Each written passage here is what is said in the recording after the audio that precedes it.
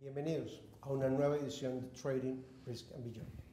En esta ocasión trataremos un tema de mucha relevancia y actualidad, particularmente en un país caracterizado por la gran presencia de empresas familiares, muchas de las cuales no sobreviven la segunda o tercera generación, a veces ni la primera. El Family Office, la administración de los recursos y activos de una empresa familiar.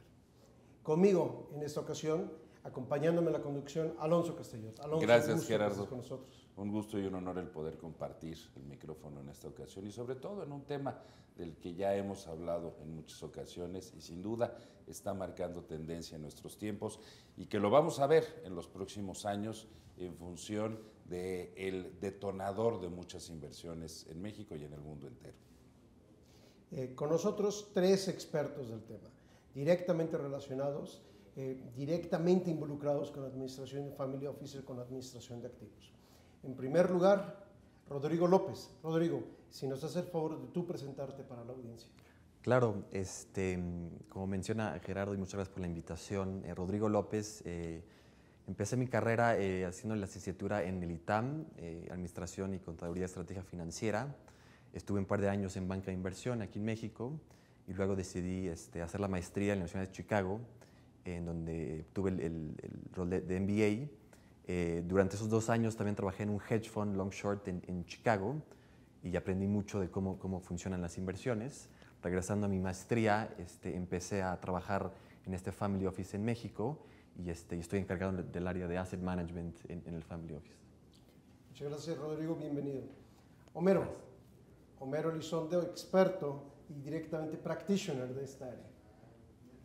Muchas gracias por la invitación y bueno, yo empecé estudiando economía en el TEC, posteriormente me pasé a la maestría en la Universidad Autónoma de Nuevo León y terminé con un doctorado en economía en el área de organización industrial en la Universidad de Essex.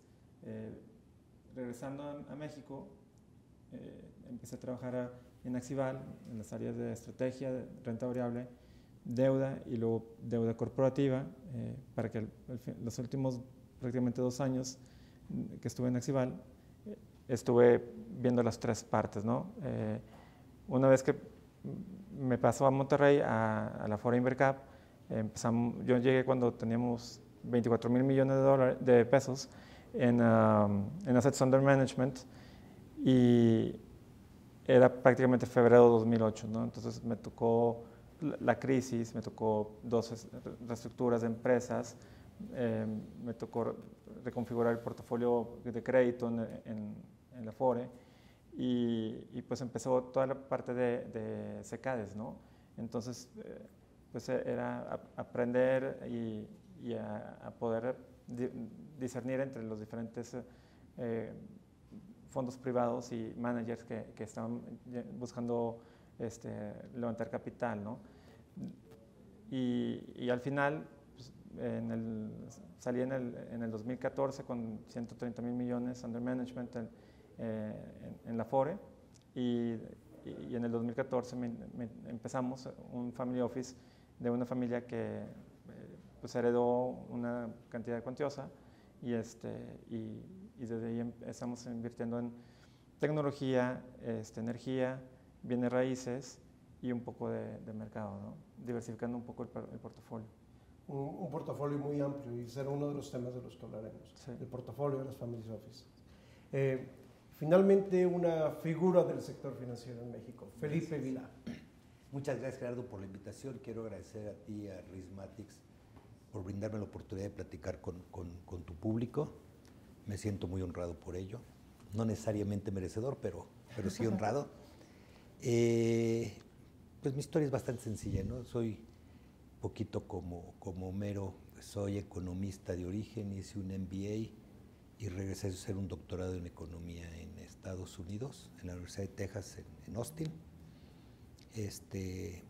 Al regreso del doctorado, trabajé un ratito en el sector público. Primero el INEGI, después la Secretaría de Turismo y terminé en la Presidencia de la República. De ahí me di cuenta que mi vocación estaba en el sector privado y hice 20 años banca de inversión en diversas instituciones. terminando al final en HSBC, y me invitaron a la empresa que ahora trabajo, y esta empresa es una empresa que invierte específicamente en capital privado y capital emprendedor, que es las connotaciones que le damos a Private Equity y Venture Capital. La empresa empezó invirtiendo exclusivamente dinero de la banca de desarrollo. Cuando yo llegué era una empresa que tenía compromisos por 180 millones de dólares. Ahorita, hace 7 años, ahorita tenemos compromisos por 1,000 millones de dólares para invertir en 3 áreas: el área de capital privado, el área de capital emprendedor y en el área de energía. Tenemos una pequeña aventura en inversiones mezanín, es muy pequeña, estamos probando. Y además tenemos un programa especial que administramos en la que levantamos casi 15,000 millones de pesos de diversas afores y fondos privados de pensiones para invertir en estos tres programas. Okay. Bueno, pues 3 perspectivas muy interesantes, muy complementarias, y pues entremos directamente al tema. Para mucha de nuestra audiencia que les sonará el concepto Family Office, pero no termina de conceptualizar en qué consiste, sobre todo cuando al revisar la literatura se habla de single office, de multifamily, multifamiliares, ¿sí? Qué mal suena esa traducción, ¿no? Porque se interpreta de otra manera, ¿no? ¿Qué es un Family Office? ¿Cuál es el objetivo de un Family Office? ¿Y cómo se inserta en la realidad de la economía mexicana? Bueno, un Family Office, como se quiere conocer aquí en México, pues se enfoca a administrar los recursos de una familia, ¿no? Pero a nivel global va mucho más lejos de nada más administrar un patrimonio. Hay family offices o multifamily offices que se dedican a ayudar a las familias en temas desde legales, sucesiones, herencias, cuestión psicológica, presupuestos, en fin, una gama mucho más amplia de lo que realmente es nada más el que vayamos a invertir en algunas acciones, algún fondo, con algún banco, etcétera, ¿no? Entonces, aquí en México, pues todo el mundo dice, quiero hacer un family office, pues sí, para administrar mis recursos, ¿no? Pero va muchísimo más allá. Hay empresas que se dedican a ayudar a familias, ¿no? Esa es en sí la esencia de un family office. Y aquí ha crecido mucho quiero ser una empresa que se dedique y una estructura a administrar mi portafolio, ¿no? Pero creo que Homero dio en el blanco. En México se ha orientado más como una estructura para administrar inversiones, cuando la realidad es que en otros países, y el origen de los family office fue, primero, separar perfectamente los intereses de la familia propietaria de una o varias empresas de la propia operación de la empresa. Si a través de esto logras separar los intereses, te vas a dar cuenta que es más fácil institucionalizar la empresa, traer administración privada y hacer que la empresa realmente crezca, porque se separaron los intereses que estaban muy mezclados. Y después, en la familia, en el Family Office, no es únicamente una plataforma de inversión, tiene que ser una plataforma que administre inclusive propiedades, resuelva problemas, ayude a la familia en sus relaciones comerciales. Si lo hacen muy bien, empiezan con un protocolo familiar, en donde separan, y ya puedes entonces, si estás separado, puedes poner un consejo de administración como inicio de la institucionalización de la empresa, y después ir hacia abajo profesionalizando la propia empresa. Esto le dará a la empresa una vida propia, independiente de la familia, lo cual permitirá o facilitará o hará más posible que la empresa sobreviva a cambios generacionales en la familia. Y después el Family Office se empieza a profesionalizar y empieza no únicamente a decidir invertir en otras empresas, sino que empieza a diseñar portafolios, a estructurar mecanismos. Hay una cantidad enorme de instrumentos en los cuales puedes invertir, y con ese protocolo familiar se organizan sucesiones, se vuelve más simple y más accesible para la familia tocar temas complicados como es el tema del dinero, ¿no?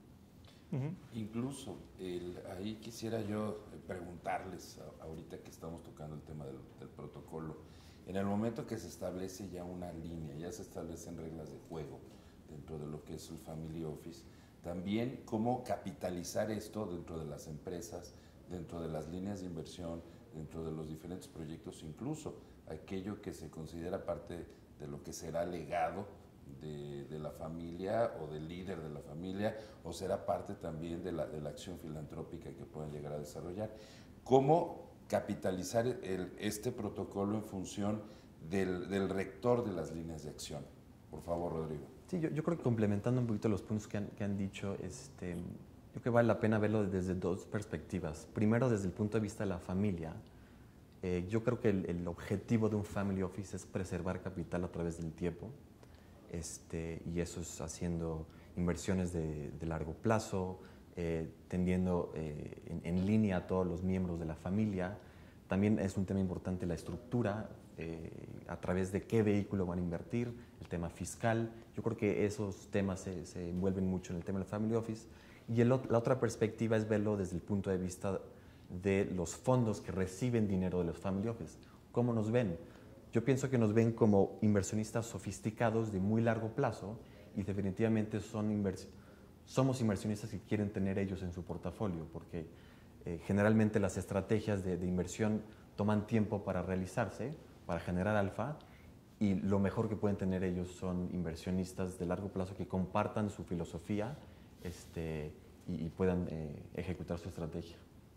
Quiero entender de esta manera, Rodrigo, siendo que son inversionistas que no van a estar presionando por esos famosos resultados trimestrales, ¿sí?, como otros inversionistas, ¿serían un inversionista ideal, por ejemplo, para emprendedores?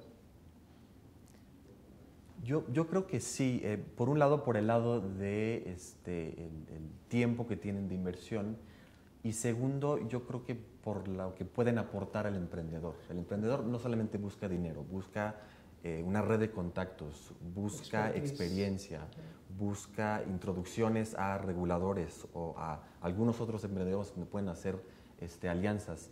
Y yo creo que también la red, en promedio, una red de contactos de un family office puede proveer eso a unos emprendedores. Y en un momento hablaremos de la composición de las inversiones de la family office. Pero una vez que hemos más o menos conceptualizado, aterrizado el animalito, en qué consiste una family office, tenemos cierta idea del tamaño de la family office en México.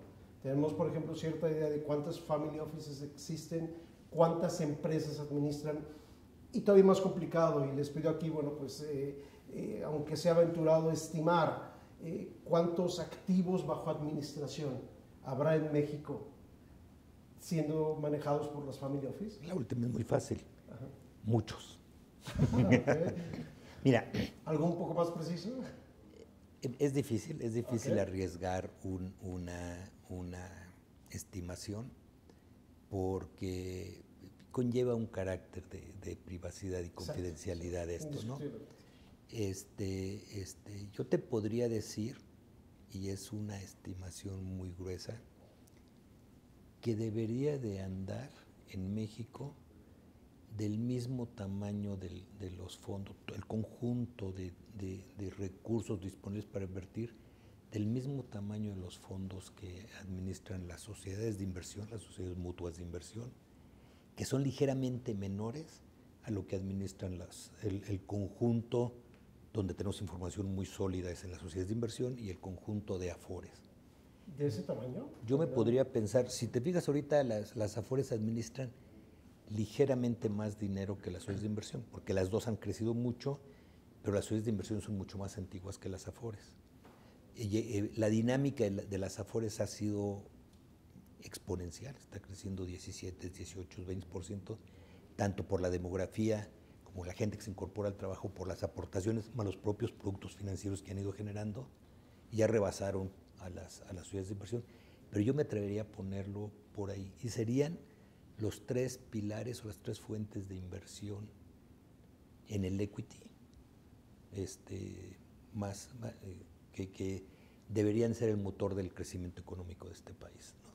Bien, me viene un pensamiento... Con un número muy grande de family office, ¿eh? No todas organizadas, no todas con visibilidad, que ese es un fenómeno que hemos visto en los últimos 5 años para acá.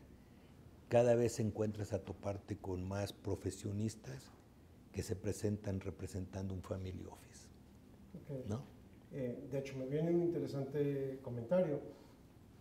Si las AFORES, que son el ahorro de los trabajadores del todo del país para su pensión, ¿sí? Para su retiro, es un poco más, ¿sí? Que el total de los fondos de las familias ricas, que son las que utilizan Family Office, es un testimonio muy interesante sobre la desigualdad social, ¿sí? Lo cual me lleva, las Family Office en México, ¿es correcto lo que acabo de decir? ¿Estamos hablando fundamentalmente de grandes fortunas o es algo que ya ha permeado hacia empresas familiares medianas, por ejemplo? Principalmente deben de ser fortunas importantes, ¿no? Ok.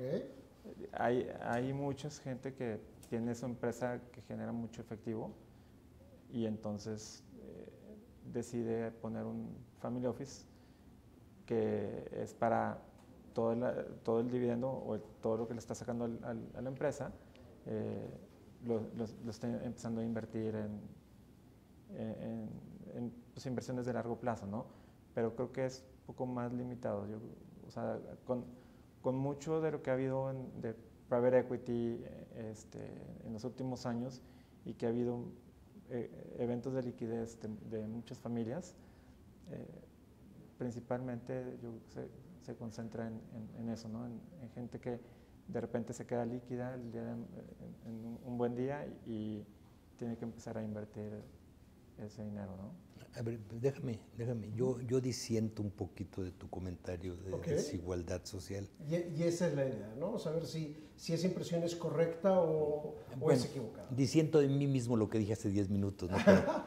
Pero en fin, mira, disiento un poquito, porque el concepto que se le está dando un poquito en México es decir, oye, un empresario hizo un evento de liquidez y entonces forma un family office. Okay. Generalmente eso sucede, ¿no?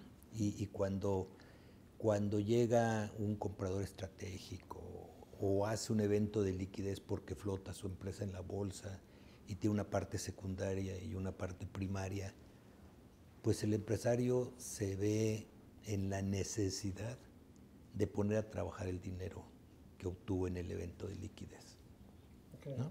Es su obligación con sí mismo, con su familia, con sus descendientes y con la sociedad, ¿no? Ponerlo a trabajar, no lo puede poner ocioso, no lo puede poner en el colchón, porque su obligación es otra. Entonces, pero en realidad las family office deberían de surgir de una cantidad enorme de empresas familiares que están sufriendo cambios generacionales, que han sido exitosas en su región, que han acumulado utilidades considerables, que han pagado dividendos, que entonces, pero que todavía la administración de la empresa está mezclada con la familia. Uh-huh. Y empiezas a ver que el sucesor tiene que ser alguno de los hijos del empresario, lo cual no necesariamente debería ser, ¿no?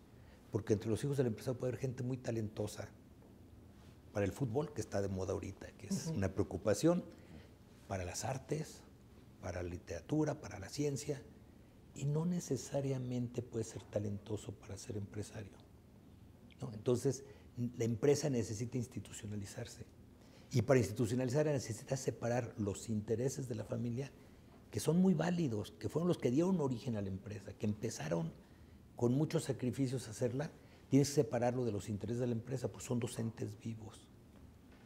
Cuando logras separarlos, aunque no haya un evento de liquidez, tienes ahora el núcleo familiar que tiene una serie de recursos que su obligación es ponerlos a trabajar y ponerlos a trabajar de la forma más eficiente posible. Y la empresa tiene que continuar su vida y continuar dando productos, servicios a la sociedad, sirviendo a sus tres a sus 3 áreas de importancia, que son sus accionistas, sus clientes, sus proveedores y sus trabajadores. Tiene que servirlos a todos y tiene que crecer. Y entonces, esto es el inicio de una institucionalización de las dos partes. Porque si me dices tú eventos de liquidez o dinero excedente de los empresarios, entonces la cantidad es muchísimo menor. Pero si tú separas esto, porque inclusive mucho del dinero que debería estar trabajando un family office ahorita está en las sociedades mutuas. No necesariamente invirtió de la manera más eficiente. Puede ser que sí, ¿no? Pero no necesariamente. Pero si tú los separaras, constituirías entes que cumplirían su función económica y social y sería mucho más eficiente, ¿no? Estás poniendo sobre la mesa un punto que finalmente viene a trabajar un gran drama, el drama de la pulverización de los capitales. Sabemos que es muy común empresas medianas que han logrado un éxito de mercado y de repente llega otro más grande y los compra. Y son empresas que generalmente reciben 8 o 10 millones de dólares, porque no son empresas muy grandes, pero fue un kit de mercado. Ese es un caso muy común. Con frecuencia vivimos el cómo estos 8, 10, 15 millones de dólares se pulverizan de una manera impresionante y se pierden. Y no llegan ni siquiera a una generación. Estamos hablando de 10, 20 años. ¿Por qué? Por falta de una gestión, por falta de una institucionalización, por falta de un acuerdo familiar que lleve a un protocolo. Para mí, yo creo que es uno de los puntos clave. Pero, sobre todo, de una visión de multiplicar ese capital. No hay una conciencia de que se multiplique y se preserve, y por ende se pulveriza, y 20 años se fue, ¿en qué? Nadie supo. Se fue, pues, que de eso vivían. Sí. Entonces, ahí hay un tema que es un drama a nivel clase media, que podría generar muchas family offices que en volumen serían una capacidad de inversión bestial y serían muchos de los grandes acompañantes de los startups, que obviamente pueden haber disonancias cuando entran a un family office de esos muy grandes, porque no se entiende la realidad de un startup pequeñito. Y estas familias que ya lograron empresas medianas, que lograron éxitos de mercado, más fácil pueden llevar ese startupero a tener un siguiente paso, una escala en su proyecto. En fin, por favor, Rodrigo, te vi con toda la intención. No, se han tocado muy buenos puntos. Yo creo que ese es un punto fundamental. Quizá el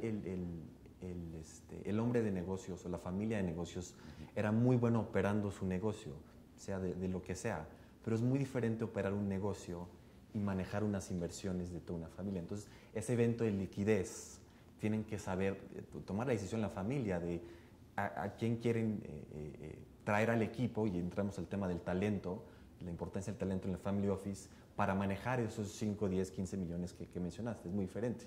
Y también yo creo que, aunado al punto que decía Felipe, ese remanente de efectivo o ese evento de liquidez como parte de la institucionalización del family office es también diversificar tu riesgo, porque esa empresa operadora generalmente es un tema en México, y el family office también es una manera de utilizar ese dinero para diversificar en otras regiones, en otros sectores, para evitar el riesgo México o el riesgo latinoamericano, que al final del día, a largo plazo, pues te va a ayudar a generar retornos atractivos, ¿no? Ahora, esto implica ciertamente una mentalidad de que esos excedentes de efectivo, verlos como fuente de inversión, no como fuente de gasto, ¿sí? Exacto. Esa mentalidad, en la visión de ustedes, sí está permeando no solo en las grandes empresas familiares, que por algo ya son sustentables, ¿está permeando en la pequeña y mediana empresa familiar? Pues es que ahí es donde entran otros asesores, donde muchas veces muchas familias o no quieren o no tienen acceso, y entonces el hecho de hacer un presupuesto para la familia cada año y tratar de no salirse de ahí. Entonces, en el momento en el que tienen ese evento de liquidez y empiezan a gastar en cosas, entonces ahí es donde empieza a perder todo el patrimonio, ¿no? Y en lugar de estarlo invirtiendo de forma diversificada, empiezan a gastarlo, ¿no? Entonces es ahí donde tienen que buscar otros asesores, no nada más los asesores financieros, ¿no? Para poder que les ayude a estructurar, o sea, hacer la estructura que vaya con sus objetivos, ¿no? Como familia. Cada familia es diferente, entonces cada familia va a tener alguna estructura pues, muy idiosincrática de ella, ¿no? Y entonces de ahí pues, se va a tener que hacer una administración, una operadora para poder administrar esos recursos. Dependiendo del tamaño, pues va a ser una persona o más personas y pues obviamente se va a ir profesionalizando, pero es parte de esa educación que se debe hacer una vez que tienes el evento de liquidez. Ahora, mencionan mucho lo de los nuevos emprendedores. El detalle de un startup, por ejemplo, y se ve a nivel global, o sea, no nada más es específico de México, ¿no? El riesgo es muy alto, ¿no? Normalmente las familias no buscan tanto ese riesgo, o sea, son más los institucionales los que están entrando en ese tipo de riesgos, ¿no? Y por eso existen los fondos Angel Funds, Venture Capital Funds, ¿no? ¿Por qué? Porque de un portafolio de 100 empresas, promedio general, 33% va a tronar, se va a ir a cero. 33% va a generar algo de rendimiento y 33% va a ser muy bueno. Y del todo, 33% que hizo muy bien, los mejores fondos traen 4% que son home runs, ¿no? Que les llaman unicorns, que les llaman los unicornios del mercado, ¿no? Los billion dollar companies. En ese inversionista intermedio sí veo ahorita, en este momento, mucho interés en ese tipo de inversión. Entonces, o sea, el poner una cantidad fuerte de su patrimonio en venture capital, nadie lo hace, o sea, ni siquiera los institucionales. O sea, venture capital es muy limitada la private equity sí, y bienes raíces todo el mundo lo hace, o sea, es más, bienes raíces es el primer asset class que todos los family offices lo hacen. ¿Por qué? Pues porque te da flujos más o menos estables, tienes un inmueble que eventualmente con el tiempo se aprecia de capital, ¿no? Pero un startup es apostarle a un emprendedor, te tiene que gustar mucho la empresa y tiene que ser muy ad hoc a tu filosofía y a tu expertise para poder que le puedas brindar esa aceleración que requiere la empresa, ¿no? Entonces,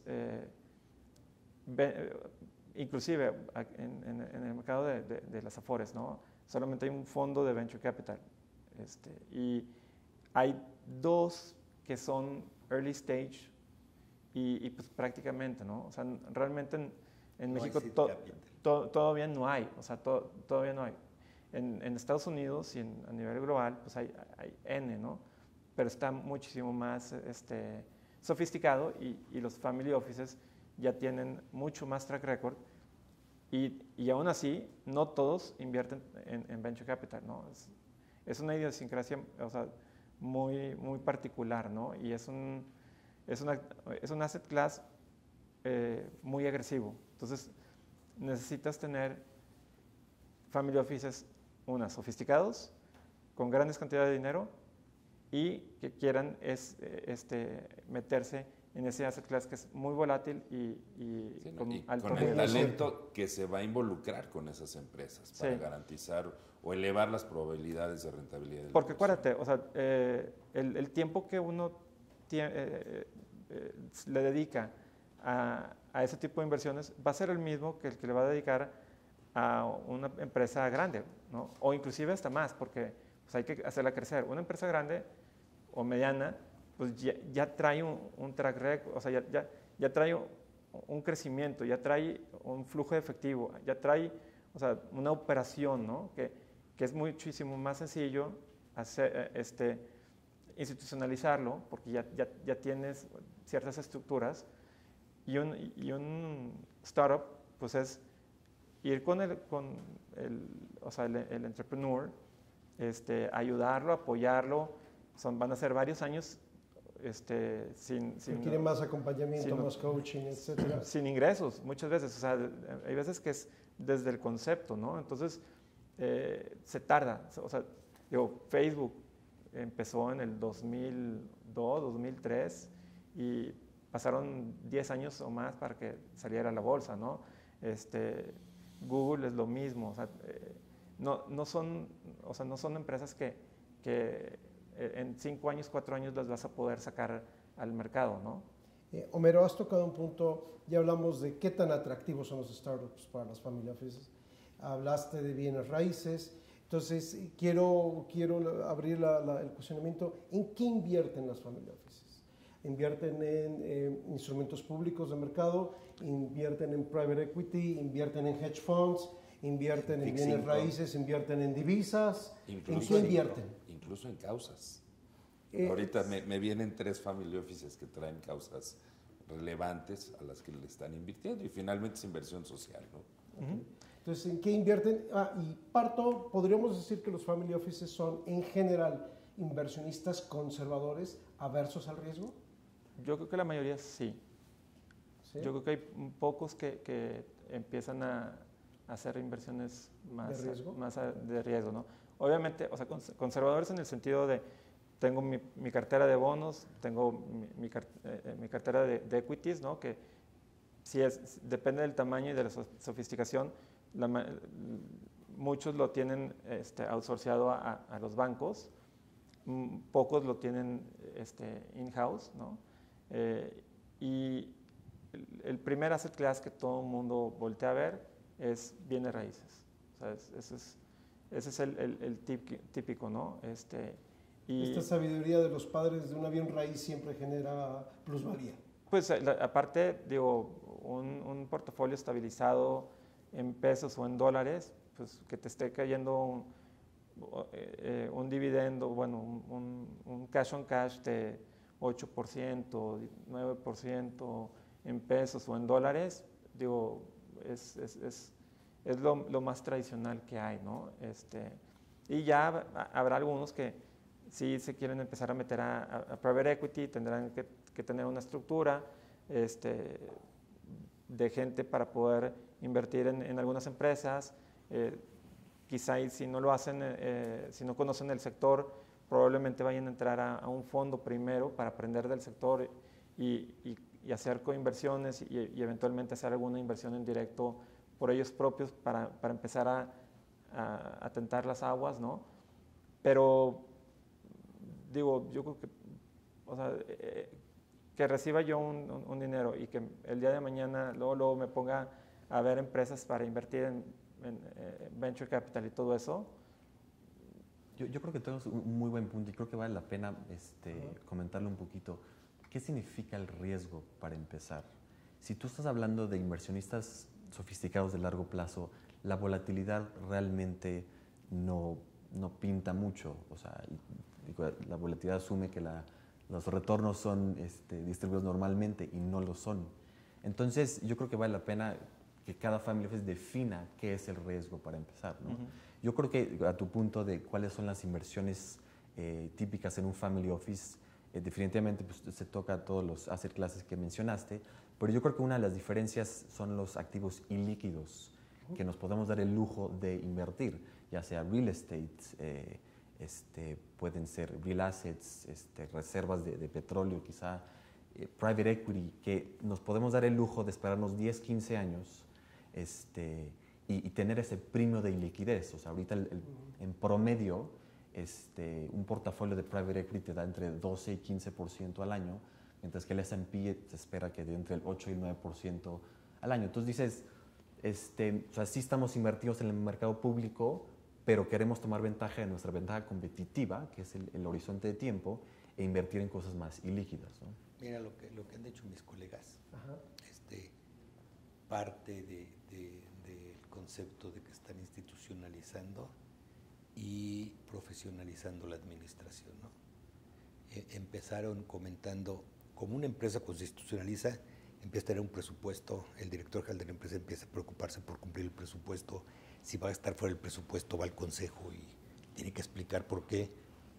Y así empezó Homero diciendo, empezamos ayudándoles a hacer un presupuesto familiar, porque empieza a poner disciplina y a institucionalizar. El segundo concepto es bien importante.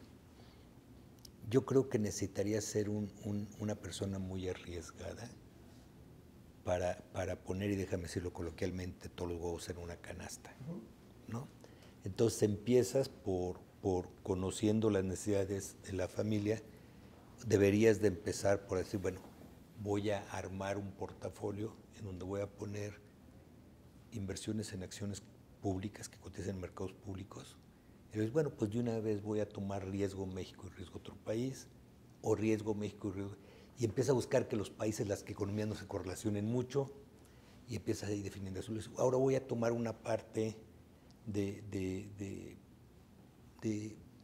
inversiones de muy bajo riesgo, y entonces voy a hacer compras de bonos, y luego diversificar por monedas y por riesgo de gobiernos, y empieza a definir dos, tres gobiernos a los cuales tomarías bonos, y luego dices, pero también voy a diversificar por plazo, porque aunque hay situaciones donde las curvas se desajustan, por ejemplo, ahorita la curva de México está muy plana, pues hay un premio de liquidez, entonces la curva debería ser más alto el riesgo por inversiones a largo plazo que corto plazo, y entonces empieza a diversificar. Y luego dices, ahora voy a otro tipo de activos, y voy a bienes raíces. Efectivamente, los bienes raíces siempre suben de precio, y si tú los pudieras graficar, verías que se mueven alrededor de cómo se grafica la inflación, ¿no? Y si tienes que vender cuando va por abajo de la inflación, pues no fue buen negocio. Si tienes que vender por arriba, va por arriba. Pero hay burbujas. En México se han dado poco, pero hay burbujas.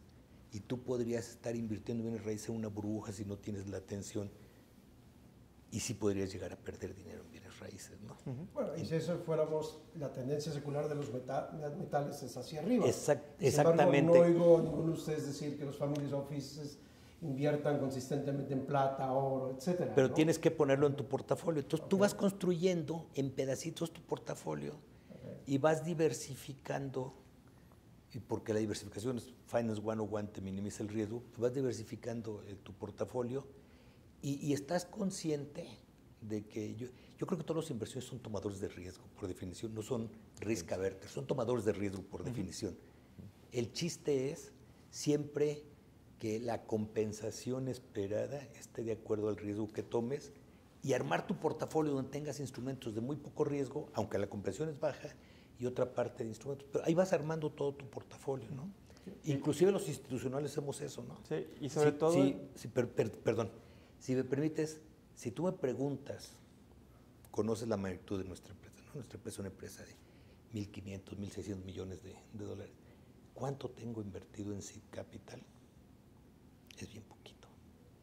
Tengo un compromiso de 10 millones de dólares para seed capital.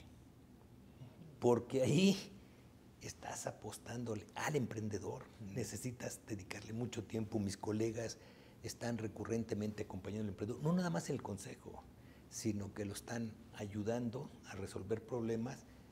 Pero no podría yo tomar un riesgo muy alto, porque tengo que preservar el capital y tengo que maximizar los retornos que le doy a mis inversionistas, pues yo trabajo para ellos. Exactamente. ¿No? ¿Querías agregar algo? Sí, y que prácticamente lo que se busca en toda esa diversificación es siempre estar generando un cash flow suficiente para las operaciones, para la familia, para reinvertirla, porque siempre hay que estar buscando prever pues, los tiempos malos, ¿no? Y en los tiempos malos van a haber algunas partes donde el cash flow se va a empezar a minimizar, ¿no? Y entonces debes de tener algunas partes, como por ejemplo bonos, ¿no? Y sobre todo los bonos gubernamentales, que son los que tienen menor riesgo, para poder que te estén generando esos cash flows, ¿no? Porque igual, lo acabamos de ver en Estados Unidos, ¿no? Cuántos inmuebles no se cayeron de precio, los inquilinos se salieron, estaban súper apalancados, y pues, prácticamente de un cash flow certero que tenías, se desapareció, y muchas veces se tuvieron que estar vendiendo edificios a distressed y con pérdidas, ¿no? Entonces, es importante estar revisando todas las inversiones y sobre todo el cash flow requerido y generado del portafolio, ¿no? Para cerrar este tema, Rodrigo, quiero preguntarte.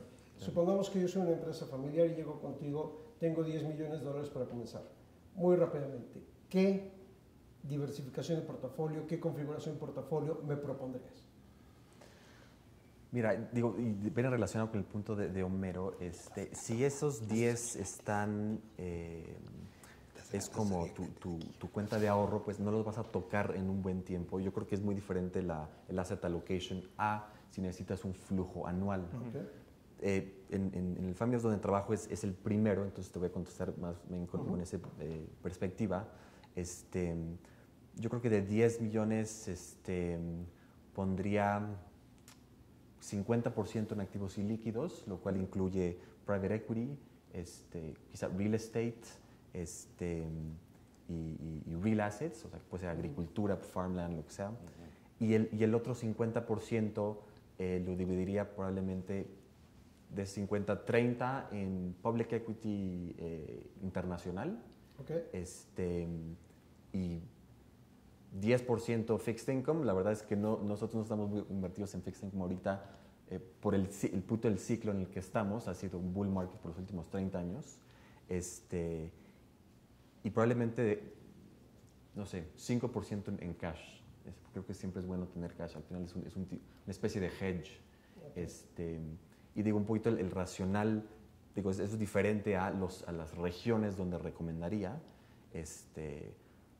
Yo creo que los países desarrollados, por ejemplo, los G7, pues, tienen prospectos de crecimiento muy bajos hacia futuro. La pirámide poblacional es prácticamente invertida hasta cierto punto.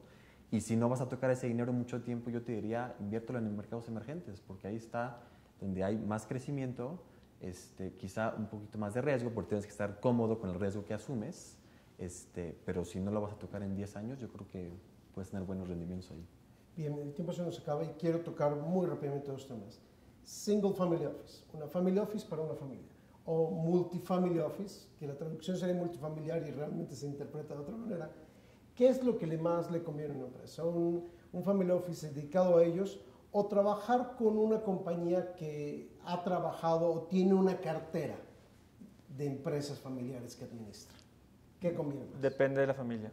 ¿Qué? Porque en un multifamily tienes que aceptar las reglas del multifamily. Y si ¿Hay procesos? Pues en sí, principalmente las inversiones. O sea, un multifamily para que funcione bien, tiene que las partes decir, ok, le vamos a invertir a esta empresa, a esta empresa, a esta empresa, estos instrumentos ilíquidos, y vamos a componer más o menos la misma proporción, bonos y pues equities, ¿no? Si tu forma de pensar no es igual a cualquier multifamily, pues te tienes que ir a lo tuyo, ¿no? O sea, es un producto de mercado que sabes si compras o no. Estoy de acuerdo con Homero, ¿no? Cada familia es una característica diferente. No, bueno, me queda claro, es un mundo aparte. Y tienen objetivos, ¿no?, diferentes, tienen historias diferentes. Entonces, si una familia decide entrar a un multifamily office, va a tener que sacrificar parte de esas variables. ¿De esa libertad o discrecionalidad? Porque va a entrar y va a poner en pool el dinero con otras 3, 4, 5 familias y van a tener que tener una política consensada. Ya las decisiones de inversión, todo se quedan en manos de los expertos, pero la decisión, la estrategia, la proponen los expertos y ellos la tienen que tomar, entonces pierden esos grados de libertad. Y déjame retomar lo que decía Alonso, no se pulveriza el dinero. Si tú tienes 10 pesos para invertir o tienes 1,000 pesos para invertir, tu eficiencia es diferente, ¿no? Entre más tengas, más puedes planear tu estrategia, corto plazo, largo plazo, monedas. Toda la variedad que tienes enfrente la puedes diversificar mejor y empieza a ser más eficiente. Entonces, más recursos, accesas a más posibilidades de inversión y tienes más instrumentos en que poder invertir. Menos recursos, pierdes eso. Y por otro lado, como decía Homero, sí pierdes, y para muchas familias perder estas partes personales o particulares puede ser muy importante. completamente de acuerdo con lo que hizo Homero. Que también te faltó, sí, yo creo que una persona que tiene un evento de liquidez y tiene $10 millones, yo creo que el primer paso que toma es ir a su banco y la banca privada lo va a invitar a invertir con ellos, lo cual es una figura muy diferente al family office. Nosotros todavía trabajamos con bancos privados y nosotros somos como el filtro o como el gatekeeper de lo que nos ofrecen los bancos privados, que generalmente es el consenso del mercado, es flavor of the month, cosas que quizá en algunos puntos nos convienen, en otros no, que el family office funge como el guardián de esas inversiones y las evalúa con una lupa mucho más analítica y determina si es una buena inversión para las familias o no. Entonces, yo creo que antes de pensar en un family office, vería bien qué tanto riesgo quiere tomar la familia, y quizá la banca privada es suficiente para ellos, ¿no? Y quizá les ofrecen los productos que necesitan, ¿no? Homero, una pregunta muy, muy concreta, sobre todo que tú tienes mucha experiencia con grandes fortunas, sin necesidad de entrar en detalles. Una gran fortuna, ¿maneja sus inversiones con un multifamily office o es un family office específico para esa gran fortuna? Es lo mismo, o sea... ¿Varía? Varía. Hay familias que conozco que están principalmente como multifamily y algunas cosas lo están haciendo por separado. Hay muchas que están con su propio family office. Sí se coordinan con los demás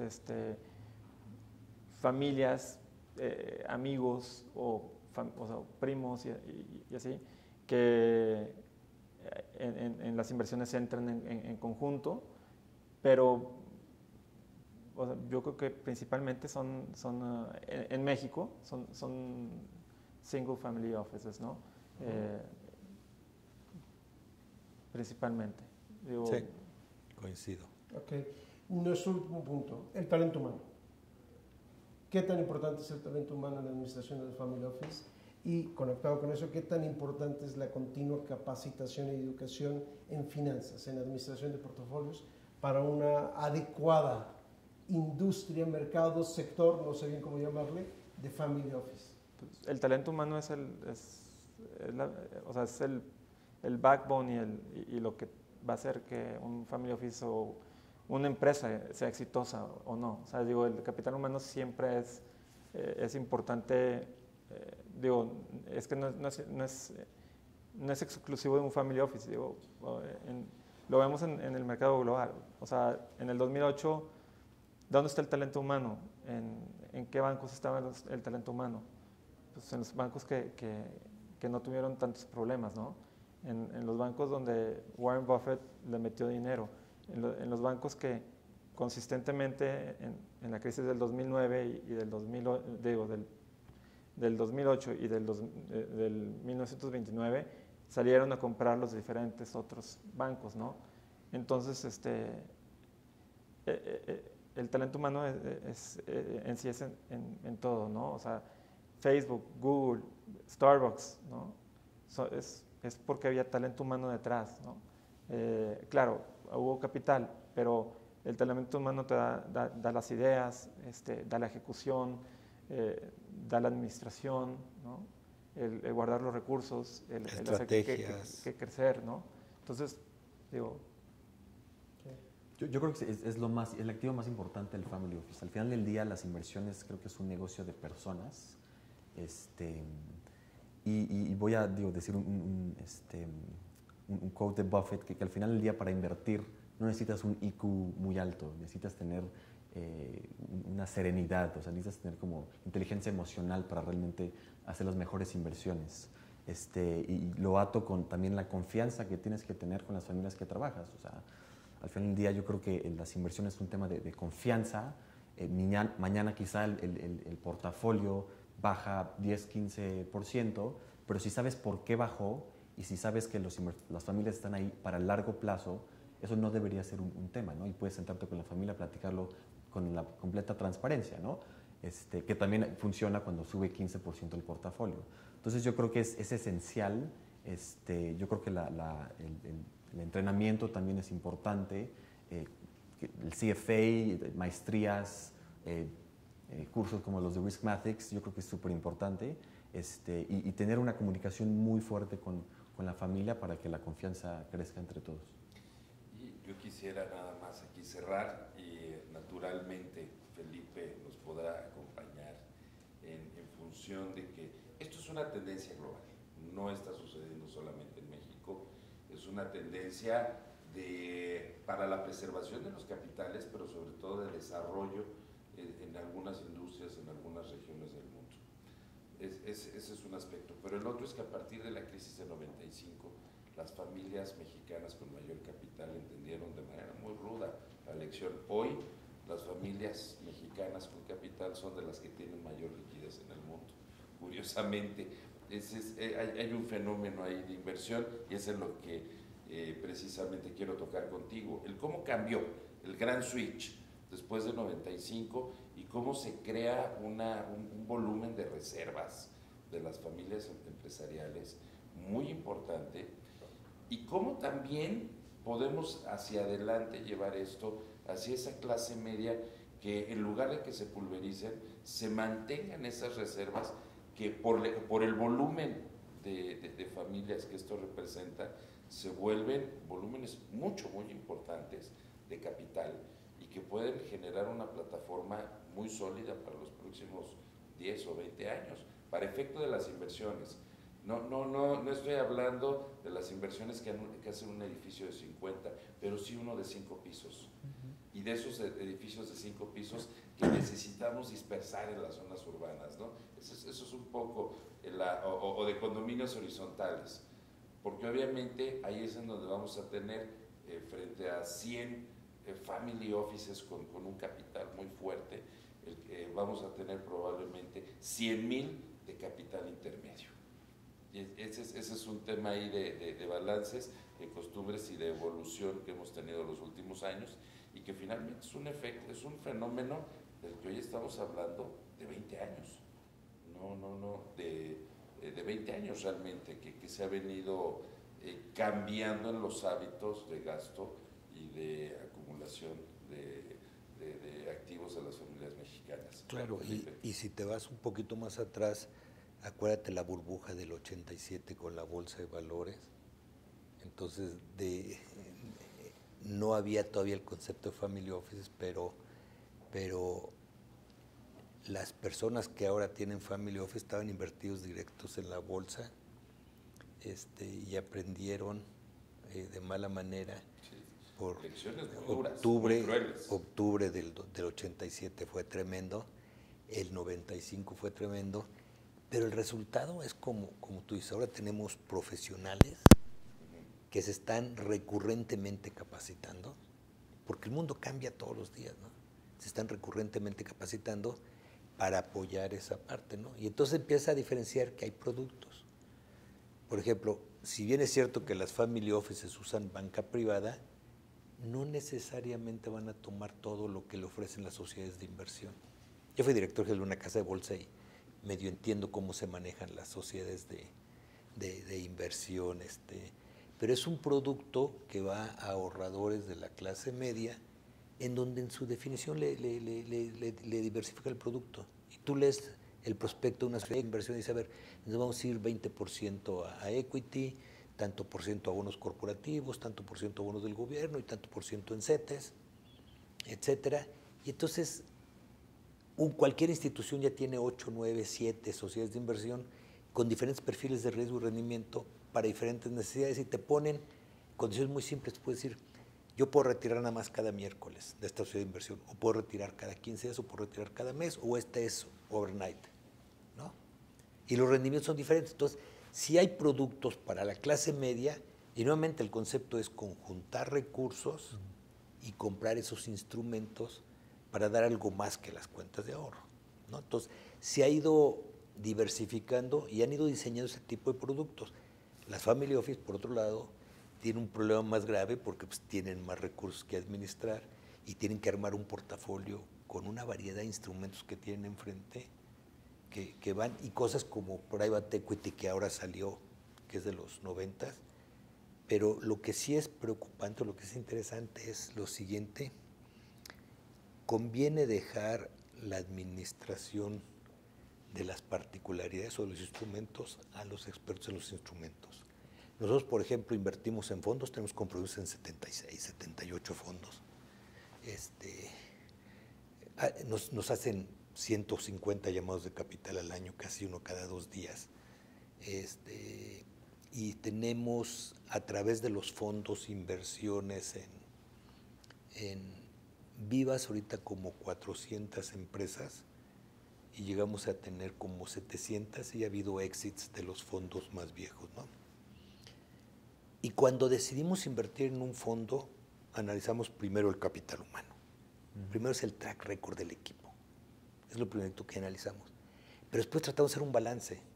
Si un fondo de capital privado, private equity, va a invertir en 6 empresas, ¿cuántos ejecutivos tiene? ¿Qué experiencia, qué calidad? Porque si va a escribir un cheque y 5 años después a contratar un banco de inversión para que venda la empresa o su participación en la empresa, no es lo que buscamos de un administrador de private equity. Necesitamos a alguien que esté realmente metido en las empresas, que las institucionalice, que participe en los comités, en los consejos, que les ponga medidores, que busque que haya una accountability, perdóname la palabra en inglés, accountability preciso, que ponga el gobierno transparencia, rendición de cuentas, que institucionalice la empresa, porque los fondos nada más ganan porque invierten en el capital de una empresa y luego venden las acciones. No hay más. En otros países todavía pueden hacer compras apalancadas. Aquí en México, con la estructura impositiva y la situación de los bancos y el apetito de riesgo de los bancos para crédito, no hay compras apalancadas, exceptuando algunas personas que tienen mucho prestigio que lo pueden hacer. Para el resto de los mortales no hay compras apalancadas. Entonces, si vamos a invertir en un fondo y queremos que el fondo gane, el fondo tiene que transformar la empresa para que el precio de la acción cuando entra, que no es pública, sea mucho más bajo que el precio de la acción cuando sale. En resumen, y por eso se interesó la banca de desarrollo, tiene que ser empresas sustentables. Si alguien está dispuesto a comprarte las acciones más caras es porque la empresa es sustentable y hay activo que capturar al final. Y entonces, por último, dices, este administrador de fondos es un equipo, es profesional, tiene 20 años de experiencia, suman 100 años entre todos y va a estar en 5 empresas. Ok.